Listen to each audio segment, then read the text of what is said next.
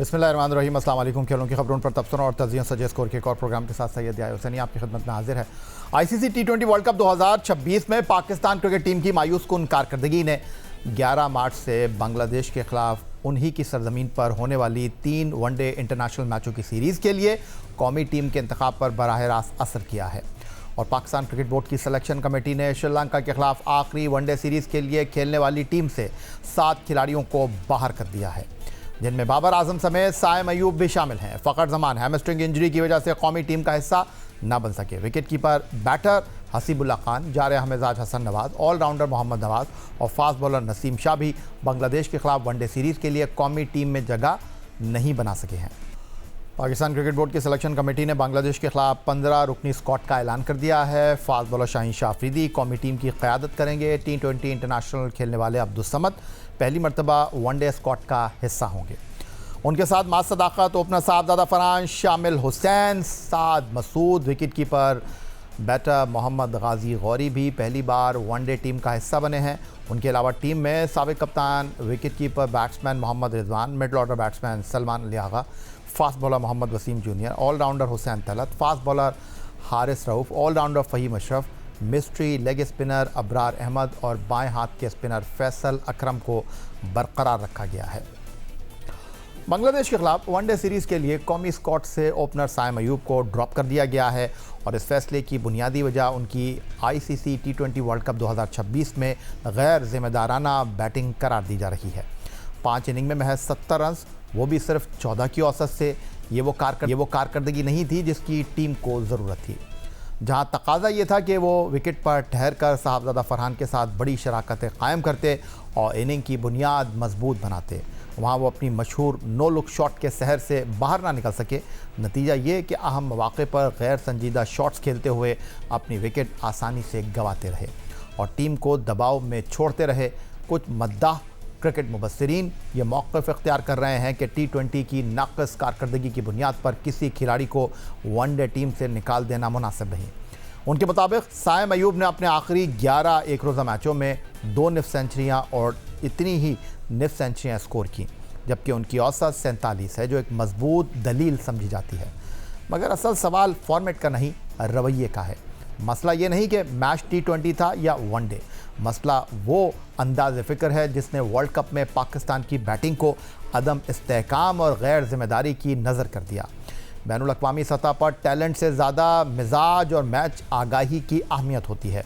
अगर एक बैटर हालात के मुताबिक ख़ुद को ढालने के बजाय नुमाइशी शॉट खेलने को तरजीह दे तो टीम को उसकी कीमत चुकाना पड़ती है। दूसरी जानिब ये तासुर भी जन्म ले रहा है कि नौजवान खिलाड़ी शायद लीग क्रिकेट की मकबूलियत को मुस्तकिल तहफ़्फ़ुज़ समझ बैठे हैं। गोया फ्रेंचाइज क्रिकेट में मांग बरकरार है तो कौमी टीम में जगह ख़तरे में नहीं पड़ेगी। हकीकत इसके बरक्स है। अगर कोई खिलाड़ी नेशनल टीम के लिए मुसलसल कारकर्दगी नहीं दिखा पाता तो उसकी मार्केट वैल्यू भी मुतासर होती है। हालिया अरसे में बिग बैश लीग में बाबर आजम के साथ स्टीव स्मिथ और उनकी फ्रेंचाइज के रवैये ने यह वाज़े कर दिया कि पेशावराना क्रिकेट में मुकाम सिर्फ नाम से नहीं बल्कि ताज़ा कारकर्दगी से कायम रहता है। पाकिस्तान की मौजूदा टीम के सबसे तजुर्बेकार बैट्समैन और साबिक कप्तान बाबर आजम को भी ख़राब कारकर्दगी के बायस बांग्लादेश के खिलाफ वनडे सीरीज़ के लिए कौमी स्क्वाड से बाहर कर दिया गया है। 140 एक रोज़ा मैचों में 6501 रन बनाने वाले बाबर आजम ने श्रीलंका के खिलाफ होम ग्राउंड पर 102 रन की नाकाबिल शिकस्त इनिंग खेलकर ये तासुर दिया था कि वो बड़े इवेंट से कबल रिदम में आ चुके हैं और टी20 वर्ल्ड कप 2026 के लिए अपनी सिलेक्शन को दुरुस्त साबित करना चाहते हैं। मगर वर्ल्ड कप में वह तवक्कुआत पर पूरा न उतर सके। स्ट्राइक रेट की बहस अपनी जगह, असल मसला असर अंगेज़ी का था। 6 मैचेस में स्क्वाड का हिस्सा रहने के बावजूद वो 4 इनिंग में बैटिंग के लिए आए और महज 91 रन बना सके, जबकि इंग्लैंड और भारत जैसे अहम मुकाबलों में उनकी मौजूदगी टीम को सहारा न दे सकी। अक्सर उनका मवाजना भारत के विराट कोहली और रोहित शर्मा से किया जाता है। ताहम जब कोहली और रोहित ने टी20 क्रिकेट से रिटायर होकर वनडे पर तवज्जो मरकूज़ रखने का फैसला किया तो भारतीय क्रिकेट बोर्ड ने उन्हें विजय हज़ारे ट्रॉफी जैसे डोमेस्टिक वनडे टूर्नामेंट में शिरकत की हिदायत दी ताकि फॉर्म और मैच फिटनेस बरकरार रहे। दूसरी जाने पाकिस्तान क्रिकेट बोर्ड ने नेशनल टी20 कप के शेड्यूल और स्क्वाड का ऐलान तो कर दिया है, मगर किसी भी टीम में बाबर आजम शामिल नहीं, जो इस सारी बहस को मज़ीद मानी खेज बना देता है। साइम अयूब और बाबर आजम को कौमी वनडे टीम से ड्रॉप करने के बाद बाज़ नाक़िदीन फास्ट बॉलर शाहीन शाह अफरीदी के अखराज की बात भी कर रहे हैं। शाहीन शाह अफरीदी जो कौमी वनडे टीम की क़यादत कर रहे हैं, नाक़िदीन उनकी ICC T20 वर्ल्ड कप में परफॉर्मेंस की बुनियाद पर क़यादत से हटाने का प्रोपेगेंडा कर रहे हैं, लेकिन ये दुरुस्त नहीं, क्योंकि शाहीन शाह अफरीदी को पाकिस्तान क्रिकेट बोर्ड ने 20 अक्टूबर 2025 को विकेट कीपर मोहम्मद रिजवान की जगह पर वनडे टीम का कप्तान बनाया था और उन्होंने जनूबी अफ्रीका और श्रीलंका के खिलाफ होम ग्राउंड पर दोनों वनडे सीरीज़ जीती। अब वो पहली मरतबा वनडे इंटरनेशनल की अवे सीरीज़ में टीम की क़यादत के फ़राइज़ अंजाम देंगे। तो ऐसी सूरत में उन्हें क़यादत से हटाना या टीम से ड्रॉप करना ज़्यादती होगी, जो इससे कबल 2024 में भी हुई थी, जब उन्हें सिर्फ एक T20 सीरीज़ में कप्तान बनाकर हटा दिया गया था।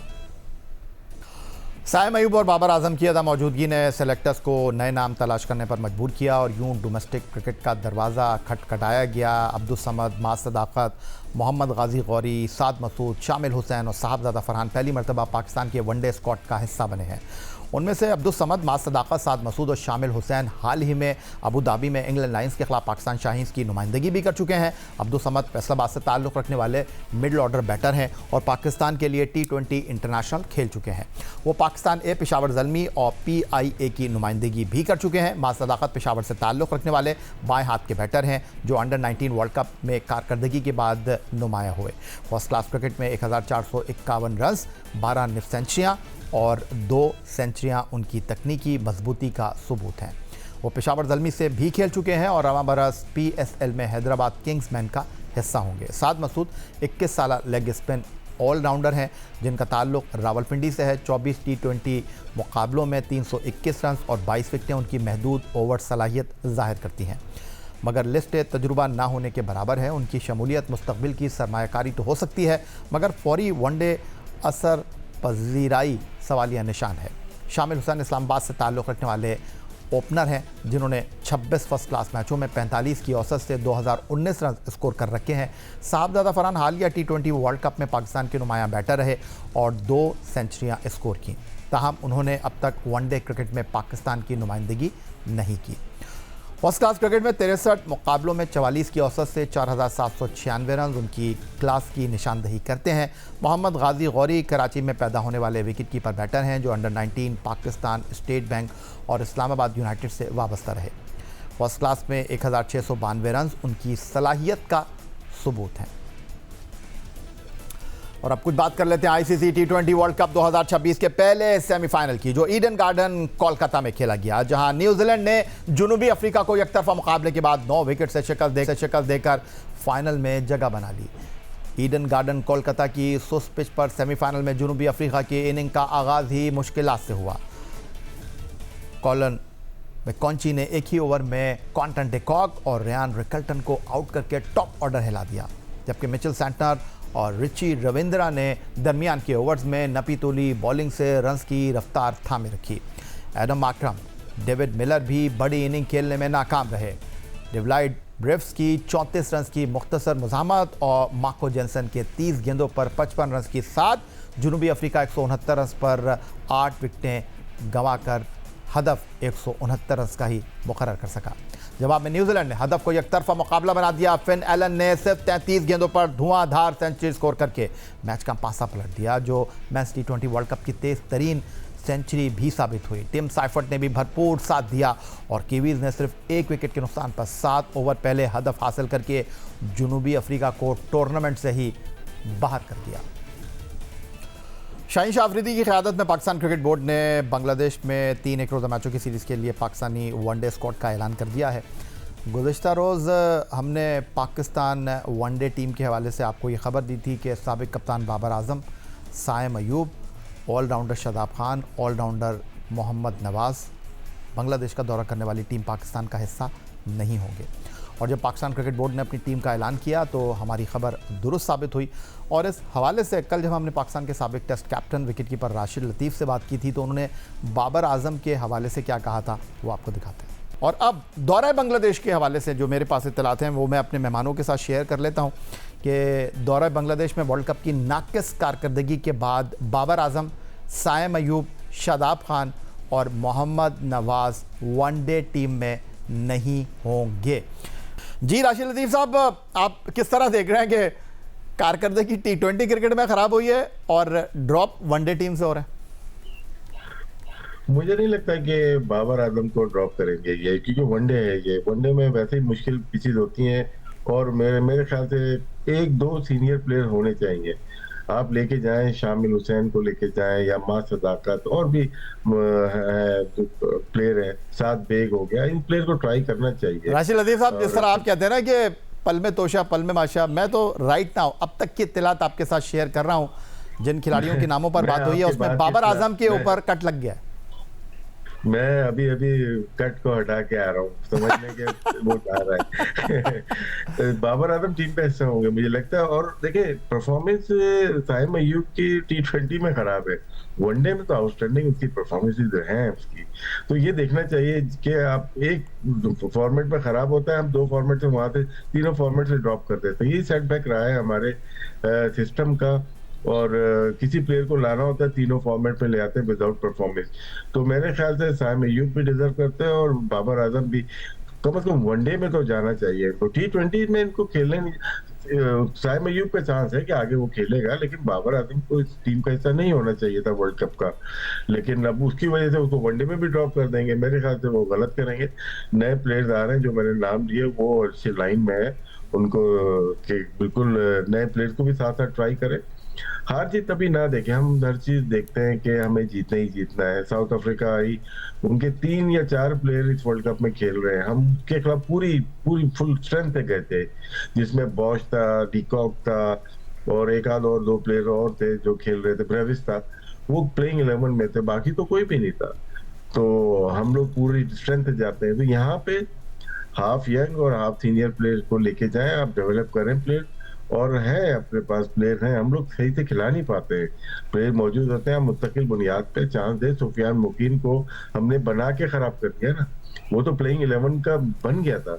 उसको किसने, मैंने और आपने तो नहीं ड्रॉप किया, इसी सिस्टम ने, इसी हेड कोच, इन्हीं कप्तान ने, इन्हीं सिलेक्शन कमेटी ने ड्रॉप किया, जिसकी वजह से हम सवालात सबसे कर रहे हैं। सिलेक्शन कमेटी सबसे पहले, उसके बाद माइक हैसन, उसके बाद सलमान अली आगा, ये सब जिम्मेदार हैं टीम को गलत तरीके से खिलाने के। पाकिस्तान ने ऑस्ट्रेलिया को शिकस्त देखा। वर्ल्ड कप हॉकी क्वालिफायर में मुसलसल तीसरी फतह अपने नाम कर ली और सेमीफाइनल तक रसाई हासिल करने के बाद वर्ल्ड कप के दरवाजे पर दस्तक भी दे दी है। अब कौमी टीम आलमी मेगा इवेंट में जगह बनाने से सिर्फ एक कदम की दूरी पर है। जुम्मे को होने वाले सेमीफाइनल दरअसल वर्ल्ड कप का टिकट साबित हो सकता है। 8 साल बाद आलमी कप में वापसी का सुनहरी मौका पाकिस्तानी खिलाड़ियों के सामने है।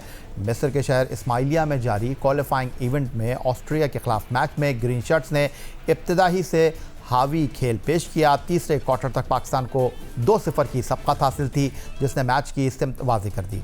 चौथे क्वार्टर में कौमी टीम ने मज़ीद 2 गोल करके कामयाबी पर मोहर सब्त कर दी। अबू बकर ने 2 शानदार गोल स्कोर किए, जबकि असफर और सुफियान खान ने एक बार गेंद को जाल की राह दिखाई। इवेंट में पाकिस्तान ने इससे पहले चीन और मलेशिया को शिकस्त से दोचार किया था। पाकिस्तान ने आखिरी मरतबा 2018 में वर्ल्ड कप में शिरकत की थी और अब किस्मत ने अगर एक बार फिर मौका फराहम किया कि कौमी टीम आलमी स्टेज पर अपनी मौजूदगी का एहसास दिलाए। और अब चलेंगे जनाब नीदरलैंड के शहर एम्स्टर्डम, जहां वीडियो लिंक पर हमें ज्वाइन कर रहे हैं पाकिस्तान हॉकी टीम के साबिक कप्तान, गोलकीपर, ओलंपियन सलमान अकबर। सलमान, खुश आमदीद कहेंगे आपको। और पाकिस्तान हॉकी में तो बड़ा भौचाल आया है और एक बगावत के बाद ओलंपियन राना मुजाहिद और तारिक बुख्ती साहब जो हॉकी फेडरेशन चला रहे थे, वो कश्ती जो है वो तो डूब गई है। और अब स्पोर्ट्स बोर्ड ने पाकिस्तान हॉकी फेडरेशन को टेक ओवर कर लिया है। माजी के ओलंपियन इस्लाउद्दीन सिद्दीकी, ओलंपियन हसन सरदार, ओलंपियन समीउल्लाह साहब को हॉकी के मामला देखने के लिए कहा गया है और टेक्नोक्रेट जो हैं वो दूसरी तरफ पाकिस्तान हॉकी के मामला देख रहे हैं। पहले तो मैं ये जो तब्दीली पाकिस्तान हॉकी में हुई है, एक फॉर्मर कैप्टन हॉकी प्लेयर की हैसियत से आप क्या कहना चाहेंगे? जी याई भाई, मेरे ख्याल में एब्सोल्युटली तब्दीली की ज़रूरत थी। जिस तरह के काम हो रहे थे, जहां पाकिस्तान हॉकी पहुंच गई हुई थी और बहुत सारे जो मिस मैनेजमेंट के हमें वाकयात मिले और बहुत सारे, तो उसकी ज़रूरत तो थी। ये एब्सोल्युटली जो तब्दीली की ज़रूरत, सलमान आप कह रहे हैं आपने कहीं नीदरलैंड से बैठकर तो कुछ नहीं किया? नहीं, मैंने क्या करना है, बट लेकिन हम बेहतरी की आवाज़ ज़रूर। सुना है कि खिलाड़ी जब लीग खेलने के लिए आते हैं तो आपसे बड़े राब्ते में रहते हैं और खिलाड़ियों ने बगावत की। नहीं, जब लीग खेलने आते हैं, अगर कोई मेरे कंट्री इधर नेदरलैंड्स में, सॉरी मेरा कंट्री पाकिस्तान है, जब नेदरलैंड्स में आते हैं तो मुलाकात तो जरूर होती है, लेकिन मैं किसी को इस तरफ ऐसी चीजों पे कभी गाइड मैंने नहीं किया, ना मैं करता हूँ ना मैं करूंगा। लेकिन जो ये मैं समझता हूँ कि जो ये एडहॉक जो लगा है, इसमें जो मुझे एक जो चीज अच्छी लगी है, जो डिवीजन इन्होंने की है कि हॉकी के मामला जो है वो एक साइड पे और जो मैनेजमेंट के मामला है वो टेक्नोक्रेट देखेंगे, तो इससे मुझे जो है आई थिंक ये बड़ा अच्छा स्टेप है। ये बहुत पहले ले लेना चाहिए था। अब इसमें आगे देखना ये पड़ेगा कि इसको किस तरह से रन किया जाता है। जो हॉकी के मामला हैं, ऑल्दो उसमें भी अभी हॉकी वाले ही आए हैं सारे, तो उनकी परफॉर्मेंस देखने का जो है वो that would be very interesting to see कि वो उसको किस तरह से आगे लेके चलते हैं। उसमें सिलेक्शन है, उसमें सारी जो टीम की परफॉर्मेंसेज हैं और किस किस प्लेयर को निकाला जाता है। अब हम वर्ल्ड कप के लिए ऑलमोस्ट क्वालिफाई कर गए हैं, प्रो लीग में हम हैं, तो वो सारी चीज़ें देखने का। और दूसरी तरफ अगर टेक्नोक्रेट हमारे मैनेजमेंट की चीज़ें देखते हैं तो ओवरऑल अब दो department with in one under one umbrella उनकी परफॉर्मेंस देखने जो है वो देखनी पड़ेगी। स्पेशली मैं वंस अगेन ये ज़रूर कहूँगा, जो हॉकी के मामला हैं, जो फिर एक दफ़ा हॉकी प्लेयर्स ही हमारे जिनके आपने नाम लिए हैं वो सामने आए हैं, तो उनकी परफॉर्मेंस अब वो कितना प्रोफेशनलिज्म और कितनी सिंसेरिटी के साथ अपने इस रोल को अदा करते हैं, वो बहुत ज़्यादा डिपेंड करेगा पाकिस्तान के हॉकी के फ्यूचर के लिए। ठीक है, आपने अच्छी बात की सलमान, लेकिन एक बुनियादी फ़र्क जो है वो ये है कि पिछले कुछ 15 से 20 सालों के दौरान हमने देखा कि वो जो हम हॉकी में जब छोटे थे देखा करते थे मैच, तो उसमें कहा करते थे कि कमेंटेटर गेंद कलीमुल्ला से समीउल्ला से कलीमुल्ला, तो बस हॉकी की जो बॉल है वो यहीं तक चल रही थी और 94 वाले जो ओलंपियन थे वो बारियां ले रहे थे। अब हॉकी जो है वापस 80s में गई है, हॉकी तब्दील हो गई है, डायनामिक्स चेंज हो गए हैं, लेकिन इस्लाउद्दीन सिद्दीकी, हसन सरदार, समीउल्लाह साहब को हॉकी नहीं खेलनी, हॉकी चलानी है। तो अभी जब ये सिलेक्शन कमेटी बनाएंगे और बाकी हॉकी के हवाले से फ़ैसले करेंगे तो कितने पानी में है ये पता चल जाएगा। बिल्कुल यार भाई, आपने जो टाइम फ्रेम बताया, इससे ये एक बहुत बड़ी, इसी वजह से मैं कह रहा हूँ कि इनकी परफॉर्मेंस अब देखने को जो है वो ज़रा देखनी पड़ेगी कि ये किस तरह से मामला को आगे लेके चलते हैं। और जो आपने टाइम फ्रेम सारा बताया, बहुत अरसा हो गया हुआ है। एंड देन ऑफ कोर्स ये सिलेक्शन कमेटी बनी है, ये सिलेक्शन करेंगे, ये टीम के सारी चीज़ें देखेंगे, हॉकी के मामला देखेंगे। तो मुझे कहीं ना कहीं ये ज़रूर लग रहा है कि ये जो गैप है इसकी वजह से ये काफ़ी स्ट्रगल करेंगे। ये देखना पड़ेगा कि कितना मेरिट का ख्याल रखा जाता है, या वही तो नहीं दोबारा जिस तरह से प्रैक्टिसेस पहले होती रही हैं। क्योंकि ये एक अलमी है एक बहुत बड़ा कि इतनी बड़ी एक स्टेप लेके भी कि आपने दो डिविजन्स की हैं, कि आपने सेपरेट किए हैं दो चीज़ों को, कि उसमें भी फिर ही वही रिसाइकल नज़र आया है, वही लोग सामने आए हैं जो कि काफ़ी देर से मैं कहूँगा कि बड़े हैं, विद ऑल ड्यू रिस्पेक्ट, के शायद अपनी बारी का इंतज़ार कर रहे थे और जैसे ही उनको मौका मिला है, एंड वंस अगेन उनकी जो अचीवमेंट्स हैं उनको तो डिनाई किया ही नहीं जा सकता। सलमान, आपकी बात से किसी हद तक मैं इत्तेफाक भी करता हूं, और अगर आप ये कह रहे हैं कि ओलंपियन इस्लाउद्दीन सिद्दीकी, ओलंपियन हसन सरदार या ओलंपियन समीउल्लाह अपनी बारी का इंतज़ार कर रहे थे, तो आपने हॉकी में से ही लोगों को लेकर आना था ना। आपने कोई चांद पे थोड़ी जाना था, आपने कोई रोबोट से थोड़ी काम लेना था, आपने हॉकी खेले हुए लोगों को ही मौका देना था। तो आई थिंक मेरा ख्याल है कि इससे बेहतर हो नहीं सकता। यही भाई, मेरे ख्याल में सिर्फ इन लोगों ने तो हॉकी नहीं खेली है पाकिस्तान की तरफ से। तो आप बता दें और कौन थे आपके ख्याल में, और कौन थे? अब मेरे ख्याल में जिस तरह की ये इन्होंने डिवीजन किया और जिस तरह का ये रोल है, इसमें मेरे ख्याल में ताहिर जमान जैसे लोगों को आपको बिल्कुल फ्रंट पे लेके आना चाहिए था, और वो ज़्यादा एक हाई परफॉर्मेंस आपको जो है प्रोग्राम डिज़ाइन करके दे सकते हैं, उसको एग्जीक्यूट करके दे सकते थे, उसके अंडर वो अपनी टीम रख सकते थे। बहुत सारे सुहेल अब्बास जैसा बंदा जिसको हमेशा से इग्नोर किया गया है, ऑल्दो उसके जो भी अपने पर्सनल रीजंस हैं, but he could be injected. फिर हम इसी तरह अगर हम वसीम अहमद के एक्सपीरियंस को बिल्कुल डिनाई नहीं कर सकते हैं। इसी तरह अगर हम थोड़ा सा और नीचे आएँ, हमारे पास शकील अब्बासी जैसा एक्सपीरियंस बंदा है जिसने मॉडर्न हॉकी को खेला हुआ है और समझता है बहुत अच्छी तरह से। तो मैं समझता हूं कि इस तरह के अगर लोग सलमान यही रुक जाइए। असल में होता ही है कि हम नाम तो ले देते हैं और हम बोल कर तो चले जाते हैं, लेकिन हमें ट्रैक रिकॉर्ड नहीं पता होता। आपने 4 नाम लिए हैं, ओलंपियन ताहिर जमान से ही शुरू कर लेते हैं। इस वक्त जो सिचुएशन थी, उनके क्रेडेंशियल से, उनकी अहलियत से, उनकी एबिलिटी से कोई दो राय नहीं है, लेकिन मौजूदा जो बॉडी है, मैनेजमेंट है, वो कैसे उनको कैरी कर सकती थी। खिलाड़ी उनके साथ चलने के लिए तैयार नहीं थे। दूसरा नाम आपने लिया ओलंपियन रिकॉर्ड गोल करने वाले सोहेल अब्बास का। खेल में उनकी अहलियत सलाहियत के ऊपर कोई दो राय नहीं है, लेकिन आप मुझे ये भी बता दीजिए कि आपको कहीं वो ग्राउंड में नज़र आए, आपको कहीं वो इस फील्ड में नज़र आए। नाम लेना बहुत आसान बात है। उसके बाद आपने तीसरा नाम लिया वसीम अहमद का। अगर मैं गलती नहीं कर रहा तो वो पाकिस्तान में ही नहीं रहते।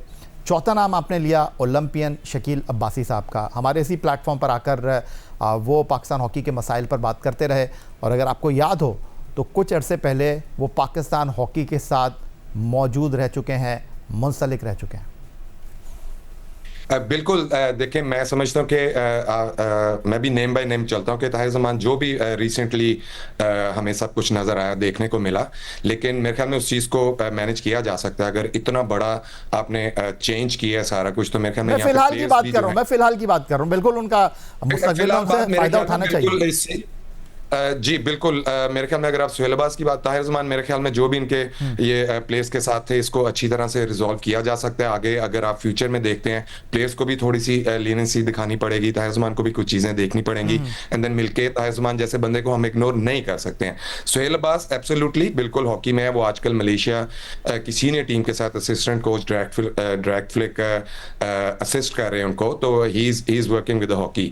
वसीम अगर पाकिस्तान में नहीं है तो, लेकिन जहाँ पे वो हैं वहां पे वो हॉकी के साथ टच हैं। वो अपने क्या कहते हैं, हॉकी के जो भी प्रैक्टिसेस हैं वो एज अ कोच और जो भी मामलात हैं मॉडर्न हॉकी को, वो बिल्कुल उसके साथ टच हैं। मैं एक नाम लेना भूल गया हूँ, अदनान जाकिर का। मैं समझता हूँ कि ही इज वेल क्वालिफाइड बंदा, उस जैसे बंदे, यंगस्टर है और बड़ा प्रोफेशनल बंदा है, उसको भी इस चीज़ में इंजेक्ट करना बहुत ज़रूरी है। शकील अब्बासी एब्सोल्युटली, अब वो उसके एक दो डिसीजंस थे जो कि मैं बिल्कुल मानता हूं कि उसको नहीं लेने चाहिए थे, एंड आई थिंक अब उसको भी थोड़ा सा एहसास हुआ। मैंने उसके एक दो इंटरव्यूज देखे थे, and he kind of regret कि मुझे वो डिसीजंस नहीं लेने चाहिए थे। लेकिन पास के अगर इस तरह के डिसीजंस उन्होंने पता नहीं किस सर्कमस्टांसिस में लिए हैं, लेकिन हम ये नहीं भूल सकते कि ये वो लोग हैं जो मॉडर्न हॉकी को समझते भी हैं और आगे लेके चल सकते हैं, अगर इनको बिठा के इनके साथ बात की जा सके और इनको बताया जा सके कि this is all only and only for betterment for Pakistan hockey. तो मैं समझता हूँ कि ये लोग यंग हैं, रिलेटेड हैं मॉडर्न हॉकी के साथ, और ये ज़्यादा अच्छे डिसीजंस ले सकते हैं नोइंग के जो भी रिक्वायरमेंट है आजकल इंटरनेशनल हॉकी में। अच्छा, आपने अदनान जाकिर की बात की। वो भी हालिया अरसे में जब हैदर हुसैन पाकिस्तान हॉकी फेडरेशन के मामला देख रहे थे, तो अगर मैं गलती नहीं कर रहा तो वो भी आए थे इंग्लैंड से, लेकिन फिर वो भी फेडरेशन को छोड़कर चले गए थे। अब क्या मामला थे ये तो ज़्यादा बेहतर वही बता सकते हैं। अब मौजूदा मैनेजमेंट की बात कर लेता हूँ। और मिस्र जाने से पहले अचानक बस में ओलंपियन ख्वाजा जुनैद साहब को सवार करा दिया गया, और ख्वाजा जुनैद साहब जो हैं 2002 से, अगर मैं गलती नहीं कर रहा तो 2022 तक 35-37 मरतबा हॉकी फेडरेशन के साथ मुंसलिक रहे हैं। तो आपको लगता है कि ख्वाजा जुनैद को मुस्तकबिल में भी इस टीम के साथ रखना चाहिए जो नताइज आएंगे? मेरे ख्याल में सबसे पहले एब्सोल्यूट मुझे ये नहीं समझ आई कि इतनी चलें, शायद क्विक फिक्स के लिए ये नाम आ गया एंड उन्होंने उनको हायर कर लिया, लेकिन अब जो भी ये परफॉर्मेंस है क्वालिफायर में, इसके पीछे पूरी एक क्या कहते हैं, एक काइंड ऑफ मेहनत थी पूरी, और वो उसमें हमने प्रो लीग में देखा, एक्सपीरियंस मिला। ताहिर ज़मान ने टीम के साथ कोचिंग की, उसके ग्लिम्सेस नजर आए, उसका फायदा हुआ। लेकिन एकदम से आके इस तरह कोचिंग नहीं होती कि आप आके, मैं बल्कि देख रहा था कि कुछ लोग तो ये भी कह रहे हैं कि ख्वाजा जुनैद का मैजिक चल गया और हमने वर्ल्ड कप में हम इतना क्लोज आ गए क्वालिफाई करने के लिए। या मजाक कर रहे हैं संजीदा? मैं एब्सोल्युटली, मैंने सोशल मीडिया पे पढ़ा था, आपके ही कुछ फील्ड के जर्नलिस्ट हैं, वो ये चीज़ें लिख रहे हैं कि magic of Khawaja Junaid and all that. नहीं, ये उनका मैजिक नहीं। एंड देन अगर हम देखा जाए तो ख्वाजा जुनैद बेसिकली पास्ट में जो वज़ीर आज़म का जो यूथ प्रोग्राम है उसके साथ अफिलेटेड है, उधर राना मशहूद के साथ स्पोक्स पर्सन वो बने हुए थे। So he was doing some management work there. तो आप एकदम उनको फिर दोबारा से हॉकी में ला के, और जैसे आपने बताया जितनी दफ़ा उनको मौका मिला है और उनकी अगर कोचिंग की जो अचीवमेंट्स हैं वो भी देखी जाए तो they are nowhere close to what Tahir Zaman ability is. और मेरे ख्याल में ये क्विक फिक्स है, ठीक है, हमें कोई ना कोई कोच मैनेजमेंट चाहिए थी, उन्होंने उसको लगाया। फ्यूचर में मैं नहीं देखता, आई कैन गारंटी यू अगर आप इनको फ्यूचर में रखेंगे, हम यहाँ से वर्ल्ड कप के लिए क्वालिफाई करते हैं, हमारी अभी 2 लेग प्रो लीग की पड़ी हुई हैं, आप करें इनको आगे continue, you will see the result. और मैं ये नहीं कहता कि अगर हम किसी और को लेके आएंगे तो वो वर्ल्ड कप में बहुत अच्छा रिजल्ट आ जाएगा and all that, but still मेरे ख्याल में जो रिसेंट पास में पाकिस्तान हॉकी स्पेशली जो हेड कोच हैं उनको दोबारा से लेके आना चाहिए, अपने मामला ठीक करके। Khawaja Junaid, I don't think so हमें फ्यूचर में कोई, अगर हम उनके साथ कंटिन्यू करते हैं, फ्यूचर में कोई एक बेहतर रिजल्ट ला के दे सकते हैं। मैं समझता हूँ इतने बड़े इकदाम करने की बाद भी अगर हम इस तरह के फैसले करेंगे तो हम फिर वंस अगेन हमें डिप ही नजर आएगा, हम कोई ग्रो करते नहीं नजर आएंगे पाकिस्तान हॉकी की तरफ से। वर्ल्ड कप क्वालिफायर पे थोड़ी बात कर लें। श्योर। तो अब ये जो परफॉर्मेंस है वर्ल्ड कप क्वालिफायर में, चीन, मलेशिया, ऑस्ट्रेलिया टीम ने हराया है, सेमीफाइनल लाइनअप में चली गई है, लेकिन सेमीफाइनल लाइनअप में जाने का मतलब ये नहीं है कि आपने क्वालिफाई कर लिया है, आपको सेमीफाइनल जीतना पड़ेगा, आपको टॉप 3 टीमों में आना पड़ेगा। बिल्कुल अभी लेकिन यही भाई यहाँ पे एक बड़ा एक छोटी सी चीज है कि जो चौथी टीम है दोनों क्वालिफायर से, एक जो चिली में भी हो रहा है, उसमें जो हाईली रैंक टीम होगी, जो कि पाकिस्तान में रिसेंटली 12वें नंबर पे हम आ गए हैं, जो कि एक बड़ी खुशाइन बात है। तो अगर हम 4th भी फिनिश करते हैं तो उधर की जो दूसरे क्वालिफायर की 4th टीम है, तो उसकी जो बेस्ट रैंक टीम होगी वो क्वालिफाई कर जाएगी। तो पाकिस्तान के बड़े ब्राइट चांस है, ऑलमोस्ट हम क्वालिफाई कर चुके हैं। वुड बी रियली नाइस कि अगर हम प्रॉपर चैनल से कि हम टॉप 3 में आके क्वालिफाई करें। और पाकिस्तान का सेमीफाइनल आई थिंक अब जापान के साथ है, हम उसको बिल्कुल एक सेमीफाइनल बड़ी इंपॉर्टेंट। अच्छा, आपने जापान की बात की तो आपने हालिया अरसे में जापान के साथ काम किया है, लेकिन जो पाकिस्तान का एक वीक लिंक है वो यही है कि हम अगर टीम का जो स्कोर लाइन है वो देखें, बहुत नेक टू नेक है, 4-3, 2-3, 5-4। तो आप जापान की टीम को कैसे देख रहे हैं? और पाकिस्तान टीम का जो कमज़ोर शोबा वाज़े तौर पर नज़र आ रहा है, यहाँ पर डिफेंस लाइन है, गोलकीपर की अहलियत है, तो जापान आपके ख्याल में क्या अटैकिंग हॉकी खेलती है? क्या हमारी टीम मैनेज कर लेगी जापान को? जापान की टीम यही पे अगर हम उनकी प्रेपरेशन देखें, वो इस वर्ल्ड कप क्वालिफायर के लिए बड़ी अच्छी उन्होंने प्रेपरेशन की, उन्होंने काफ़ी यहाँ यूरोप में भी आए हुए थे। सो आई थिंक जो उनके आपने पाकिस्तान हॉकी टीम के जो एक एरिया बताया, डिफेंसिव एरिया स्पेशली, वहाँ पे पाकिस्तान अभी भी आप देखें हमने ऑस्ट्रिया से भी 2 गोल कंसीड किए हैं। So there is a big question about Pakistan defence, और उसमें एब्सोल्युटली इंक्लूड गोलकीपिंग डिपार्टमेंट भी होता है। तो वहाँ पे पाकिस्तान हॉकी को सेमीफाइनल में बहुत ज़्यादा काम करने की ज़रूरत है, एज अ टीम डिफेंस करनी पड़ेगी, नहीं तो जापान में ये बिल्कुल एबिलिटी है। जापान ने एशियन गेम्स में भी सेमीफाइनल में पाकिस्तान को हराया हुआ है। जापान के साथ पाकिस्तान के मैचेस जो हैं अब बहुत क्लोज चलते हैं। सो सेमीफाइनल एनी टीम गेम होती है, और आई थिंक जापान बहुत टफ टाइम देगी पाकिस्तान को बिल्कुल इसको यहाँ पे किसी कॉम्प्लिसेंसी में नहीं रहना चाहिए कि हम अनबीटेबल रहे हैं पूल में। हमें एक बड़ा टफ कंपटीशन देखने को मिलेगा सेमीफाइनल में जापान के साथ। और जापान के जो फॉरवर्ड लाइन है वो हमेशा से उनकी जो स्पीड है वो काफ़ी एनर्जेटिक और बड़ी एक्सप्लोसिव पावर जो उनकी है वो बहुत तेज़ है पाकिस्तान से। तो वो मैच करना पाकिस्तान डिफेंस के लिए बड़ा एक चैलेंजिंग पार्ट होगा। और इसमें अगर मैं समझता हूँ टेक्निकली देखा जाए, अगर पाकिस्तान की मिडफील्ड ने हमारी डिफेंस को सपोर्ट किया, then there is a big chance कि हम काफ़ी ब्राइट चांस है कि हम जो जापान का अटैक है उसको हम काफ़ी अच्छी तरह से मैनेज कर सकते हैं। सलमान, लास्ट टाइम जो पाकिस्तान हॉकी में गोल्ड मेडल 2010 ग्वांगजू में एशियन गेम पाकिस्तान जीता था, आप उस टीम के रुकन थे। मैं कुछ टेक्निकल सवाल आपसे इस तनाजुर में करना चाहूँगा। जो कुछ हुआ ऑस्ट्रेलिया के दौरे के बाद, और खिलाड़ियों ने रिवोल्ट किया, फेडरेशन की तब्दीली हुई, अब हॉकी के मामलात को ओलंपियंस देखेंगे, हॉकी से बाहर के मामलात को टेक्नोक्रेट देखेंगे। फ़िलहाल स्पोर्ट्स बोर्ड सारे मामलात को वानी साहब की सरबराही में देख रहा है।